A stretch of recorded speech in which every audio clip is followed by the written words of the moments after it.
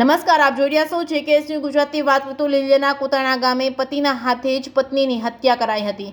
ભોથડ પદાર્થના ઘા મારી પત્નીની હત્યા કરતો પતિ મૂળ ભાવનગર જિલ્લાના જેસર તાલુકાના વતની અને લીલિયા તાલુકાના કોતાણા ગામે વાડીએ ખેતમજૂરી કરતી પત્ની મંજુલાબેન સોલંકીને પતિએ ગઈકાલે સાંજે ભોથડ પદાર્થના ઘા મારી કરી હતી હત્યા. ડીવાયએસપી ચિરાગ દેસાઈના જણાવ્યા પ્રમાણે ભાવનગર જિલ્લાના જેસર તાલુકાના મોરચંપડા ગામના વતની અને લીલિયા તાલુકાના કોતાણા ગામે દિનેશભાઈ બરવાડિયા નામના વ્યક્તિની વાડીએ ભાગ્યું રાખી ખેત મજૂરી કરતા હતા. ત્યારે ગઈકાલે સાંજે પત્ની મંજુલાબેનના આગળના ઘરના બાળકોને પૈસા આપવા બાબતે ઝઘડો થયો હતો, જેના કારણે કાનજીભાઈ સોલંકીએ ઉગ્રતા થઈ તેમની પત્ની મંજુલાબેન સોલંકીને માથાના ભાગે કોદાળી મારી દેતા મંજુલાબેનનું મૃત્યુ થયું હતું. ઘટનાને જાણ થતાં જ લીલિયા પોલીસમાં કાનજીભાઈ સોલંકી વિરુદ્ધ હત્યાની ફરિયાદ નોંધાતા લીલિયા પોલીસ સ્ટેશનના PSI SR ગોહિલ તેમજ તેમની ટીમ દ્વારા આગળની કાર્યવાહી હાથ ધરવામાં આવી છે. JKS ન્યૂઝ ગુજરાતી સાથે જૈનિક સોજિત્રા, અમરેલી.